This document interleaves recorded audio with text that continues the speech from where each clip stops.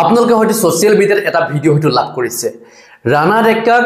হিতেশ দেৱশৰ্মাই ভাবুকি দিয়ে এটা হয়তো ভিডিও আপোনালোকে হয়তো লাভ কৰিছে আপোনালোকে জানে যে ৰাণা ডেকা এজন সাংবাদিক আৰু হিতেশ দেৱশৰ্মা এগৰাকী এছিএছ বিষয়া আছিল আৰু হেইগৰাকী এছিএছ বিষয়াই ৰাণা ডেকাক যি ধৰণৰ ভাবুকি ইতিমধ্যে প্ৰদান কৰিছে ফোন যোগে আসলতে আমি জানি আচৰিত হৈছো কাৰণ এগৰাকী এছিএছ বিষয়াই এনে ধৰণৰ মন্তব্য জেনেৰেলি নকৰে যদি তেখেতে সব জ্ঞানে যদি এই ধৰণৰ যদি মন্তব্য প্ৰকাশ কৰিছে তেতিয়াহ'লে তেখেত গৰিহণাযোগ্য কাৰণ তেখেতে এগৰাকী সৰু শিশু 8 বছৰীয়া এটা শিশুক যেতিয়া গাড়ীয়ে চেপি মাৰি পেলাম বুলি যেতিয়া মন্তব্য প্ৰকাশ কৰিছে আৰু হেইগৰাকী এছিএছ অফিচাৰে আন কাৰোবাক যে এনে ধৰণৰ মন্তব্য প্ৰকাশ কৰিছে ইয়াৰ পৰা প্ৰমাণ পাব পাৰি কাৰণ এগৰাকী এছিএছ অফিচাৰে এগৰাকী সৰু শিশু লৰা যেটো নেকি উঠি আহিছে হি শিশুটোৱে কি কৰিছে তেওঁক লৈ যে ভাবুকি প্ৰদান কৰিছে ৰাণা ডেকাক ভাবুকি প্ৰদান কৰিছে বেলেগ কথা কিন্তু শিশুগৰাকী কি কৰিলে গতিকে ৰাণা ডেকাৰ যিখিনি মন্তব্য আমি শুনিছো তেখেতে খুব ভদ্ৰভাৱে কৈছিলে কিন্তু হিতেশ দেৱশৰ্মাই কি ধৰণৰ মন্তব্য কৰিছিল হেখিনি আপোনালোকে হয়তো নিশ্চয় শুনিছে এগৰাকী এছিএছ অফিচাৰে এই ধৰণৰ মন্তব্য প্ৰকাশ নকৰে গতিকে আমি জনাব বিচাৰিছো যে এইগৰাকী হিতেশ দেৱশৰ্মা কিন্তু উচিত শিক্ষা যদি অসমৰ ৰাইজে যদি নিদিয়ে কিন্তু পৰৱৰ্তী পৰ্যায়ত তেখেতে এই ধৰণৰ ঘটনা কৰিবলৈ কিন্তু তেখেতে কোনো ধৰণৰ ভয় নকৰে কাৰণ সোশ্যাল মিডিয়াত যেতিয়া এই ধৰণৰ ভিডিও যেতিয়া ভাইৰেল হয় কিন্তু এই ক্ষেত্ৰত মুখ্যমন্ত্ৰী হিমন্ত বিশ্ব শৰ্মা ডাঙৰীয়াই একচন ল'ব লাগিছিল কাৰণ মুখ্যমন্ত্ৰী হিমন্ত বিশ্ব শৰ্মাৰ বিৰুদ্ধে যদি পোষ্ট কৰে বা চৰকাৰখনৰ বিৰুদ্ধে যদি পোষ্ট কৰে তেতিয়াহ'লে তেওঁ ৰাতি ধৰি লুকিছে কিন্তু এগৰাকী সাংবাদিক আমি চতুৰ্থ স্তম্ভ বুলি কওঁ সাংবাদিকক এই ধৰণৰ ভাবুকি প্ৰদান কৰা আমি আগতো পাইছো কিন্তু এইটো এটা বেলেগ ধৰণৰ ভাবুকি গতিকে আমি জনাব বিচাৰিছো যে মুখ্যমন্ত্ৰী হিমন্ত বিশ্ব শৰ্মা ডাঙৰীয়াই এই ক্ষেত্ৰত ষ্টেপ লোৱাটো উচিত আছিল আৰু বৰ্তমানলৈকে মুখ্যমন্ত্ৰী হিমন্ত বিশ্ব শৰ্মাই কোনো ষ্টেপ হয়তো গ্ৰহণ কৰা নাই আজি নীতিমণি শইকীয়া ডাঙৰীয়াই কি বুলি মন্তব্য কৰিছে হিতেশ দেৱশৰ্মাৰ বিৰুদ্ধে আপোনালোকে হিম মন্তব্য আপোনালোকে শুনিল প্ৰথম কথা হ'ল যে ঘটনাটো অত্যন্ত দুৰ্ভাগ্যজনক আৰু মই ভাবো যে গৰিহণাৰ যোগ্য অকল দুৰ্ভাগ্যজনক আৰু গৰিহণাৰ যোগ্য বুলি ক'লেই চাগে যথেষ্ট নহ'ব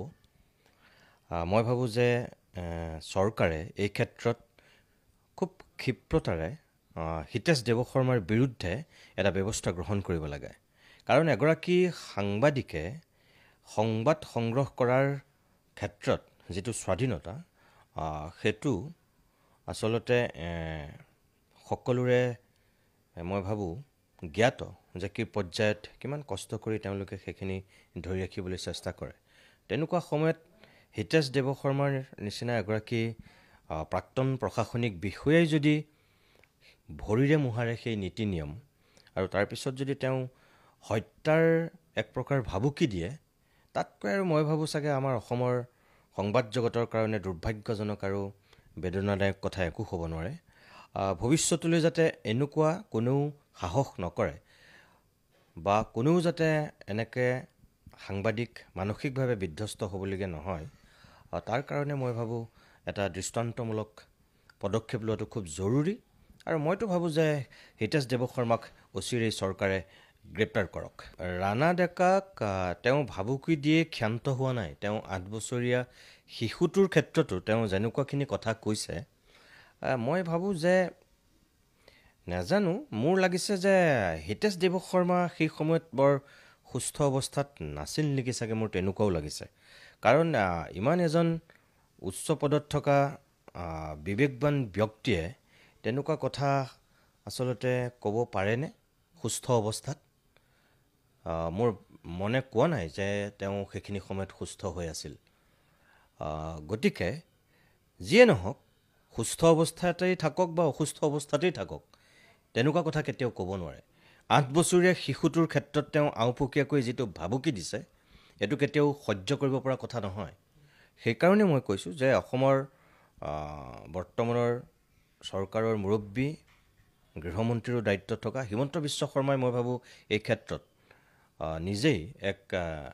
কঠোৰ পদক্ষেপ লোৱাটো জৰুৰী যদি সাংবাদিকসকলৰ জীৱনৰে যদি নিৰাপত্তা নাথাকে তেনেকুৱা ক্ষেত্ৰত আৰু কেনেকৈ নতুন প্ৰজন্মটো সাংবাদিক হ'বলৈ সাহস কৰিব বা ওলাই আহিব গতিকে এইটো কেতিয়াও আমাৰ গণতান্ত্ৰিক দেশ এখনৰ কাৰণে এইটো কেতিয়াও মানে গ্ৰহণ কৰিব পৰা কথা নহয়, মানি ল'ব পৰা কথা নহয়। মই ভাবোঁ যে আমি এক দৃষ্টান্তমূলক যদি শাস্তি এই ক্ষেত্ৰত চৰকাৰৰ ফালৰ পৰা দেখিবলৈ পাওঁ, তেতিয়াহে মই ভাবোঁ এক উচিত ন্যায় দিয়া নিচিনা এটা কথা হ'ব ৰাণা ডেকাৰ ক্ষেত্ৰত। চাওক, মুখ্যমন্ত্ৰী হিমন্ত বিশ্ব শৰ্মাই খুব বাকচাতুৰ্যৰে কিছুমান কথা বেলেগ ধৰণে লৈ যায়, আৰু বিগত সময়ছোৱাত স্বয়ং মুখ্যমন্ত্ৰীয়েও অসমৰ সাংবাদিকসকলক, সংবাদ গোষ্ঠীৰ স্বত্বাধিকাৰীসকলক, একাংশ সাংবাদিকক কেনেধৰণৰ মন্তব্য কৰিছে সেয়া আমি দেখি আহিছোঁ। গতিকে আজি মুখ্যমন্ত্ৰীৰ সেই কথা বতৰাবিলাকেও আজি এই হিতেশ দেৱ শৰ্মাৰ দৰে ব্যক্তিক ক'ৰবাত উৎসাহ দিছে নেকি, ক'ৰবাত সাহস পাইছে নেকি, সেইটোও আমি মন কৰিব লাগিব। গতিকে মই আগতেও কৈছিলোঁ যে মুখ্যমন্ত্ৰীয়ে সাংবাদিকসকলক অন্তত ৰাজহুৱাকৈ যিটো মৰ্যাদা, যিটো সন্মান, সেইটো দিয়াটো জৰুৰী অসমৰ ভৱিষ্যতৰ স্বাৰ্থত, দেশৰ গণতান্ত্ৰিক ব্যৱস্থাৰ স্বাৰ্থত। তেওঁ নিজেও যিহেতু কেতিয়াবা তেওঁক প্ৰশ্ন কৰিলে ওলোটাই তেওঁ সাংবাদিকক প্ৰশ্ন কৰে, কোন পেপাৰৰ, কোন চেনেলৰ, কোন মালিক, এইবিলাক